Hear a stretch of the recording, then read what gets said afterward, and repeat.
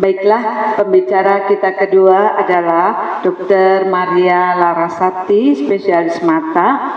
Beliau menyelesaikan spesialis mata di UI pada tahun 2008 sampai 2012 dan saat ini beliau di Ophthalmologist Mayapada, Siloam Lipo Karawaci dan Public Hospital, juga lecturer di Universitas Pelita Harapan. Beliau juga melakukan research dari tahun 2011 sampai 2022, terutama di bidang dry eyes dan glaukoma. Membership beliau dari International Glaucoma Society, IGS, Indonesian Society of Cataract and Refractive Surgery, INA CRS, dan Indonesian Pediatric Ophthalmology and Strabismus Society, INA POS, serta member of Indonesian Ophthalmology Association dan member of Indonesian Medical Association. Baiklah, Dr. Maria, waktu dipersilakan, Dok.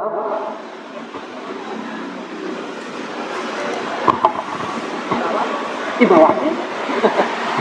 Terima kasih Dr. Heni, selamat siang Bapak Ibu semuanya. Terima kasih kesempatannya kepada para panitia yang sudah menghubungi kami. Senang bisa berada di dalam pura.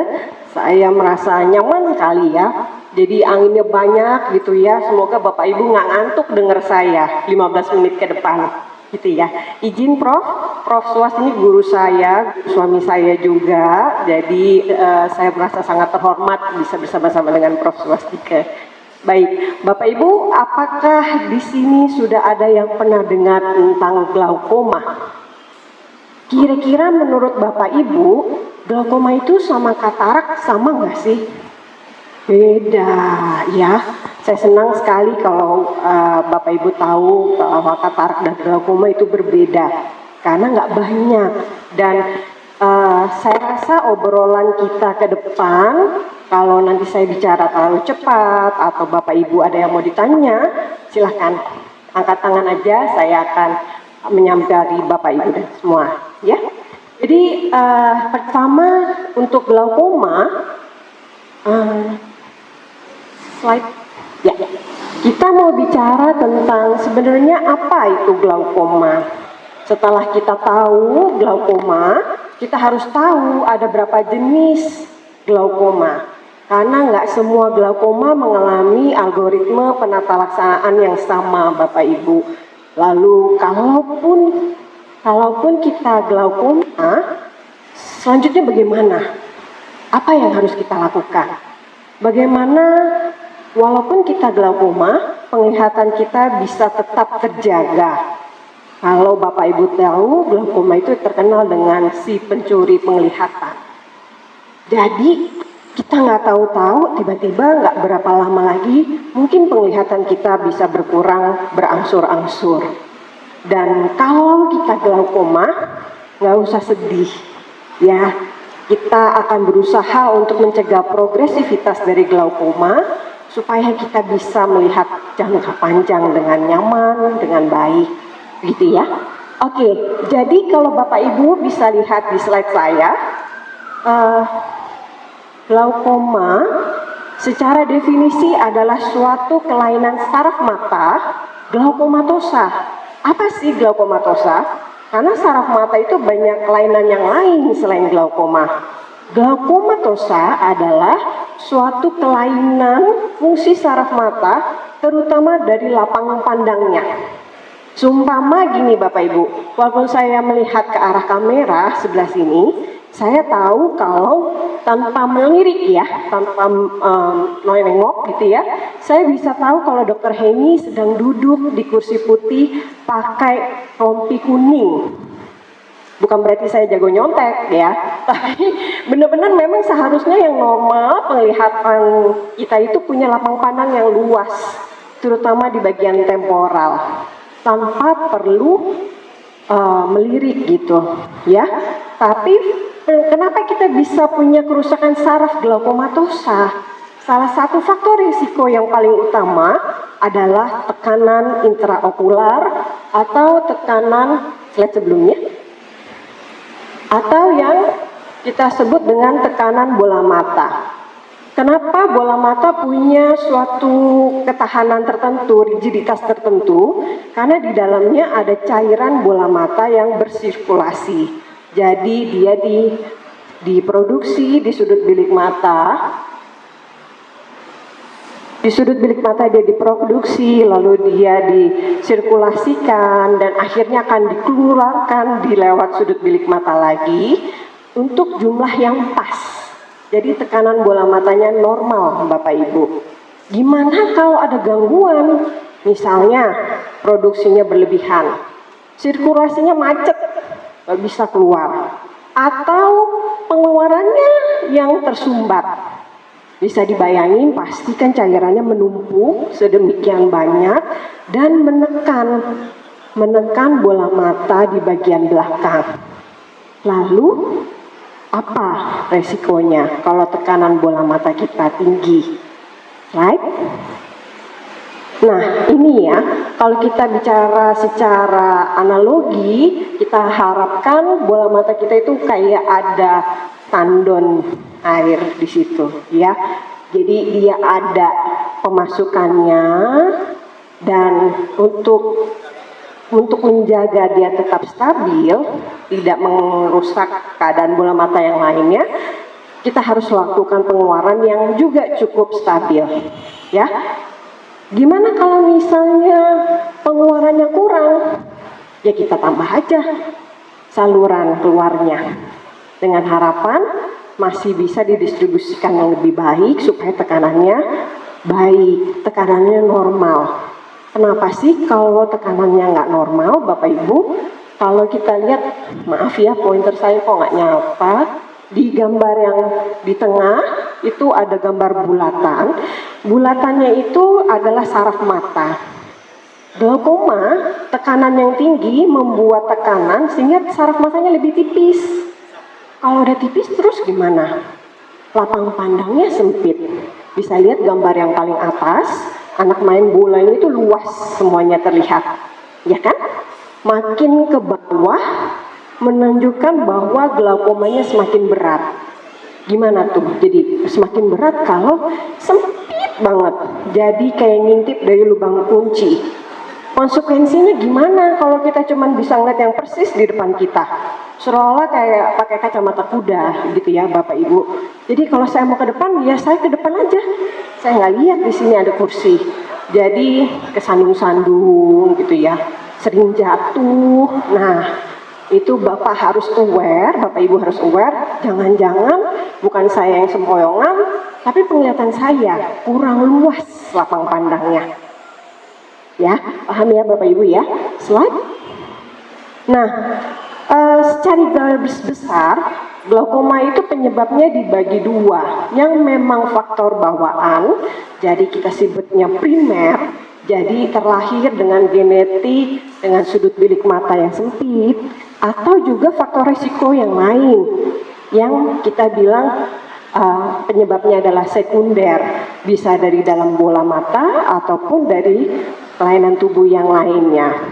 Justru yang lebih banyak adalah yang sifatnya primer, jadi turunan.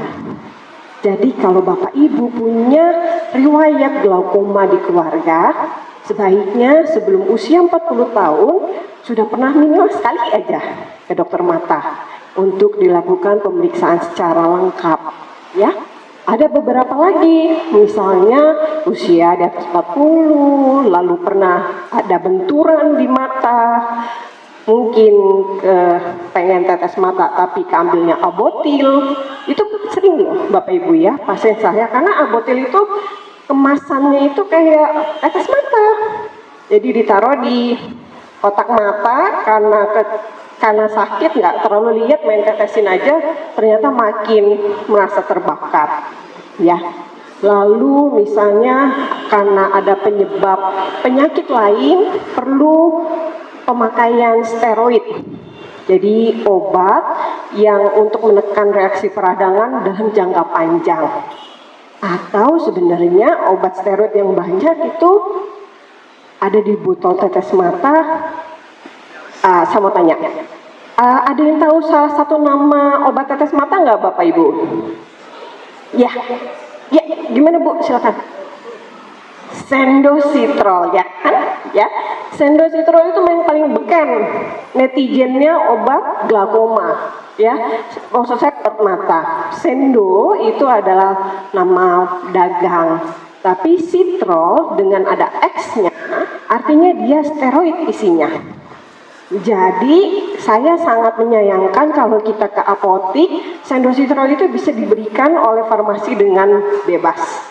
Padahal itu harus dalam pengawasan dokter mata, karena pemakaian jangka panjangnya menyebabkan efek samping, salah satunya glaukoma. Gitu ya. Jadi minta tolong Bapak Ibu kalau ada sakit mata jangan sembarangan pakai obat tetes mata. Gitu ya. Lalu ada juga karena korneanya yang lebih tebal, atau memang karena penyakit yang tadi kita sudah bahas sama-sama, misalnya ada diabetes, ada hipertensi, ada migrain berulang gitu ya, atau kelainan pembuluh darah yang lainnya. Ya, oke. Slide. Nah, kalau kita bicara dengan diabetes yang bisa menimbulkan glaukoma, itu adalah suatu glaukoma yang kita bilang dengan glaukoma neovaskular. Jadi salah satu komplikasi diabetes itu kan menyebabkan retinopati diabetes. Jadi ada perdarahan, akibatnya di bagian retina belakang bola mata kekurangan oksigen, nggak bisa nafas dia. Iskemik, hipoksia. Jadi secara alami tubuh itu mengeluarkan mediator yang berusaha untuk membuat pembuluh darah baru, dan harapan pembuluh darah yang baru itu bisa mengurangi kekurangan oksigen di retina. Tapi sayangnya VEGF yang beredar itu membuat bola mata aktif membuat pembuluh darah baru yang mudah berdarah. Karena memang nggak punya ketahanan seperti pembuluh darah yang normal. Kalau Bapak Ibu lihat di bola mata yang bawah itu, semoga kelihatan ya, di bagian iris yang coklatnya itu ada pembuluh darah merah, kelihatan ya, berputar gitu. Nah itu dia bisa bleeding, bisa tiba-tiba pecah, betul, dan menyebabkan penyumbatan di sudut bilik mata. Padahal kita tahu tadi gambarnya, sudut bilik mata itu penting untuk mengeluarkan aqueous, cairan bola mata, supaya tekanan bola matanya nggak ketinggian. Jadi gimana dong kalau dia tersumbat dengan perdarahan? Ya naik tekanan bola matanya, naik tinggi, normalnya di bawah 20. Nanti Bapak Ibu bisa periksa ya di sebelah situ ya, pakai pengukur tekanan bola mata. Kalau tiba-tiba dia naik tinggi, hati-hati. Slide. Nah ini dia. Jadi ada serangan akut glaukoma. Biasanya pasiennya ngerasa, aduh sakit kepala, matanya sakit, nyut-nyutan, merah, mual, muntah. Kalau ngelihat sinar tuh kayak ada pelanginya. Ya, semuanya itu yang bikin pasiennya datang ke IGD. Aduh saya kenapa nih, sakit kepala, mual, muntah, takutnya kan ada sesuatu di kepala. Apalagi dia datang ke center yang rumah sakitnya maju sekali beda sarafnya, langsung MRI, normal. Untung dokter jaga IGD-nya masih ingat, oh kok matanya merah ya. Baru ditelepon dokter matanya, dok saya curiga ada serangan akut glaukoma. Betul. Jadi serangan akut glaukoma punya gejala yang nggak cuma melibatkan mata, tapi sampai mual, muntah, sakit kepala. Nah, kalau kayak gini, biasanya kita harus lihat satu-satu sebenarnya apa penyebab tiba-tiba naik bola mata, tekanan bola matanya tiba-tiba naik itu kenapa? Ya, apakah ini harus kita lakukan tindakan segera atau kita bisa tunggu dulu pakai obat-obatan? Atau apa sih sebenarnya tata laksana glaukoma Bapak Ibu? Kita lihat yuk slide-nya. Nah, jadi glaukomanya kita lihat. Satu, pasti diukur tuh tekanan bola matanya. Pakai alat yang ya. Nah, ini sama sampai di bawah hari ini yang kita bilang dengan non kontak. Tapi nanti periksanya pakai ditiup. Plup, plup, plup, gitu. Kaget ya. Makanya kadang-kadang kalau kita kaget ditiup matanya kita ngapain? Merem kan? Nah, kalau merem tekanannya menjadi false high. Karena yang diukur rigiditas bukan dari bola matanya tapi ke alang sama kelopak mata. Makanya sebenarnya yang gold standar untuk menentukan tekanan bola matanya itu tinggi atau enggak, sebenarnya kita sebut dengan ini, yang nomor B, Goldman. Jadi disentuh gitu bola matanya, lalu dilihat ukurannya berapa. Itu menjadi paling akurat dengan Goldman Applanation. Atau kira-kira kalau pasiennya anak-anak gitu ya, nggak bisa kooperatif, nggak mungkin kan kita dudukin, kita periksa. Biasanya dokternya yang datang, tembak. Atau kita bilangnya dengan Perkins atau eye care. Jadi lebih berkembang lagi sekarang dan jadi lebih nyaman tentunya pemeriksaannya. Nah ini yang kedua ya. Jadi selain kita periksa tekanan bola mata, kita lihat sudutnya. Sudutnya tuh kita ngelihat gambaran di sudut bilik mata. Jadi pertemuan iris dengan kornea, Bapak Ibu. Kalau Bapak Ibu bisa lihat ada gambaran kual lapis di sini ya, coklat putih. Nah itu sudut bilik matanya. Kalau dia terbuka sama tertutup, nanti approach-nya akan berbeda tata laksananya. Slide. Nah, ini kita bicara tentang OCT. Jadi kan katanya ada kerusakan saraf mata. Secara anatomis harusnya kita lihat OCT-nya itu gimana ya. Ini kalau lingkarannya ada yang merah berarti udah mulai ada penipisan. Jadi kita mulai harus aware. Kok tipis ya? Karena kalau begitu tipis dia nggak bisa tebel sendiri, nggak bisa jadi normal lagi. Kerusakannya itu irreversible. Makanya bahayanya glaukoma itu Bapak Ibu, jangan sampai terlalu banyak yang rusak ya. Jadi kita lihat apakah glaukomanya itu sudah masih dini atau sudah lanjut, atau karena proses kontrol gitu ya, kita lihat efektif nggak nih pengobatan kita. Kok masih progres, berarti kita harus modifikasi kembali ya. Slide. Nah ini ya, jadi yang normal lapang pandang kita tuh ada bintik buta, tapi kecil dia, kecil ya. Jadi kita masih bisa melihat teluk, pulau dan laut yang baik, yang cantik ya. Kalau dia mulai ada kerusakan, hitam-hitamnya ini, bintik butanya makin banyak. Apalagi yang tunnel vision. Jadi benar-benar kacamata kuda yang tadi ngintip dari lubang kunci. Ini yang mau kita hindari. Bayangkan kalau Bapak Ibu dengan penglihatan tunnel vision mengendarai mobil malam hari. Apa resikonya? Ya, bukan cuma kita tapi keluarga kita mungkin yang kita bawa. Slide. Nah, kadang-kadang tekanan bola mata itu bisa tinggi tapi normal. Kok bisa? Jadi bukan karena cairannya yang banyak tersumbat di bola mata, tapi kornea kita tebal. Jadi waktu kita tekan, kita tiup, bayangkan kita niup mau menekan balon sama ban truk, ya kan? Dengan tenaga yang sama, pastikan lebih dalam kita kalau neken balon. Jadi kornea yang tinggi bisa menghasilkan pembacaan tekanan bola mata yang tinggi tapi palsu. Jadi ya jangan sedih kalau misalnya nanti kita screening, lu kok tinggi, belum tentu glaukoma ya Bapak Ibu ya. Oke, slide. Nah, kalau Bapak Ibu lihat, yang paling penting dalam pengobatan glaukoma adalah awareness. Bapak Ibu kalau datang ke dokter itu nggak pasrah aja, terserah deh dok diapain. Tapi ibu harus tahu, dok tekanan saya berapa hari ini, saya obatnya apa.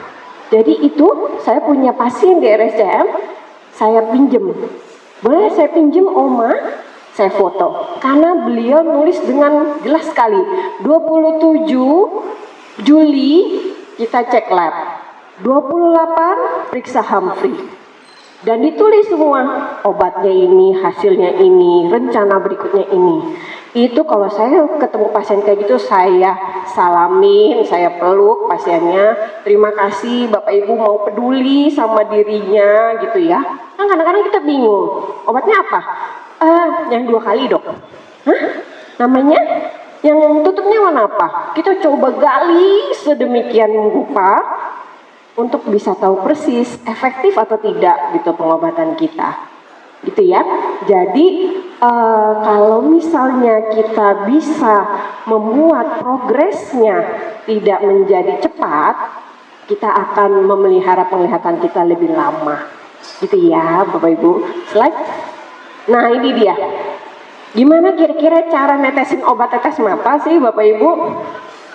Nanti netesnya kena pipi, kena kening gitu, gimana? Nah, ibu pernah pakai tetes mata? Rutin pakai cairan air mata. Oke, biasanya udah profesional nih kalau kayak gini ya. Jadi gini ya Bapak Ibu ya, seperti yang tadi Ibu bilang, bahwa kita harus pastikan tetesnya itu masuk. Jadi kita harus duduk, kita harus tengadah, dimasukinnya itu di dalam kelopak mata bawah. Jadi dibuka ya, dijembrengin gitu kelopak matanya, masukkan ke dalam. Nah itu masuk, nggak masuk ke hidung, nggak masuk ke pipi, pasti masuk ke dalam bola mata. Kalau memang kita takut, misalnya kita punya sakit jantung, tapi kita nggak bisa pakai obat lain selain timolol yang punya efek samping ke jantung, ya tinggal kita tutup, kita oklusi cairan pembuangnya supaya dia nggak beredar secara sistemik, ya. Jadi kita bisa pakai tetes mata. Slide. Berikutnya kita bisa laser. Nah, ini anak saya selalu bilang, laser tuh ngapain Ma? Dia bikinnya kayak Star Wars gitu ya, tembak-tembakan gitu. Tapi memang sebenarnya memang tembak-tembakan Bu. Jadi kita melakukan lubang, ya. Jadi kan kita harus membuat saluran pembuangan yang baru. Nah, jadi kita lubangin, ya. Bisa irisnya kita buat lubangin, atau kita lubangin saluran pembuangannya, trabekulumnya. Kita lubangin, kita ablasi semua, jadi got-gotnya itu makin banyak supaya kita buang jauh-jauh cairan bola matanya. Atau kita bisa lakukan laser dingin atau cryo fotokoagulasi di OK, di kamar operasi. Tuh ya, kelihatan nggak ada buih-buih putih, itu esnya. Kita matikan, kita ablasi semua badan silier si penghasil aqueous atau cairan bola mata. Slide. Atau kalau memang obat nggak bisa, ada kontraindikasi, laser udah dikerjakan tapi nggak maksimal. Ya ini last resort kita operasi. Bapak Ibu, operasi glaukoma bukan untuk mengembalikan penglihatan. Operasi glaukoma tujuannya untuk menjaga tekanan bola matanya stabil, bisa syukur-syukur kalau bisa tanpa obat gitu kan. Netesin obat mata sehari 3 kali kayaknya mengganggu kualitas hidup ya. Jadi kalau bisa tanpa obat tapi tekanannya terkontrol, itu tujuan utamanya. Bisa dengan trabekulektomi, kalau Bapak bisa lihat ini ada yang hitam-hitam, jadi kita buat saluran. Jadi si cairan itu lewat saluran yang kita buat akan ada bendungan di bawah selaput mata, di bawah konjungtiva, supaya dia bisa mengurangi tekanan pada bola mata. Kadang-kadang suka ketutup salurannya. Terus gimana dong? Bikin saluran baru, tapi pakai selang. Ada cupnya di sini. Ini namanya Virna Glaukoma Implant. Ini buatan guru saya di RSCM. Jadi satu-satunya orang Indonesia yang buat implan glaukoma. Ya, jadi jangan khawatir Bapak Ibu, kalau Bapak Ibu glaukoma, kita akan usahakan berbagai macam cara supaya tekanannya baik, penglihatannya pun baik nantinya ya. Ya. Nah, kita kembali ke tetes. Tetes itu ada beberapa macam Bu, ada yang monodos, ada yang botol. Kalau monodos itu kecil-kecil dia dipotek, pernah ya? Pernah ya Pak? Kalau dipotek, sekali dipotek dia cuma tahan 3 hari. Tapi kalau yang botol, karena mengandung pengawet, dia bisa tahan 1 bulan. Ya, jadi mulai sekarang lihat di kotak obat Bapak Ibu, kalau ada tetes mata udah kebuka, buang, udah nggak bisa dipakai. Ya, jadi ada yang dipakainya harus disimpan di kulkas, gitu. Ada juga yang harus sehari cuman sekali, ya. Kalau saya lebih suka memakai obat yang kombinasi. Jadi ada 2 kandungan obat dengan harapan semakin sedikit netesnya. Karena pemakaian obat glaukoma yang jangka panjang itu bisa membuat matanya kering juga. Jadi makanya mungkin sering perih, berair, merah gitu, nggak nyaman. Ya, oke, next slide. Nah, jadi kalau Bapak Ibu ternyata ada glaukoma, yang pertama kali Ibu Bapak harus lakukan, kasih tahu saudara kandung, orang tua, anak yang sudah di atas 40 tahun. Jadi misalnya si ibu yang pakai cepol ini dia glaukoma, kira-kira yang harus dia kasih tahu adalah tentu saudara kandung, anak di atas 40, orang tua. Ipar-iparnya, mertuanya nggak perlu, karena nggak berhubungan darah. Jadi kita bilangnya first degree relatives yang harus dievaluasi. Kadang kalau saya tanya sama pasien saya, ada nggak keluarganya yang glaukoma? Nggak ada, atau nggak tahu, karena belum pernah terdeteksi mungkin, gitu. Ya, ya slide. Nah, ini slide terakhir dari saya. Jadi pastikan pengetahuan glaukoma Bapak Ibu itu valid, berasal dari tenaga medis, bukan dari netizen yang banyak hoaxnya, ya. Dan selama kita teliti, ya, pada pengobatan kita, saya harap progresnya juga tidak cepat, ya. Dan kalau Bapak Ibu berobat glaukoma itu nggak ada rasanya loh. Glaukoma saya rasanya bagus nggak ya? Hah? Mungkin kalau kita berobat diabetes, kalau obatnya ketinggian rasanya lemes gitu ya. Tapi kalau berobat glaukoma nggak ada rasanya. Nggak tahu ini bagus atau enggak. Selain kontrol rutin, tiap setahun kita evaluasi saraf matanya, tekanannya, lapang pandangnya. Oh, tidak ada progres, berarti bagus, gitu ya. Oke, terima kasih Bapak Ibu untuk perhatiannya.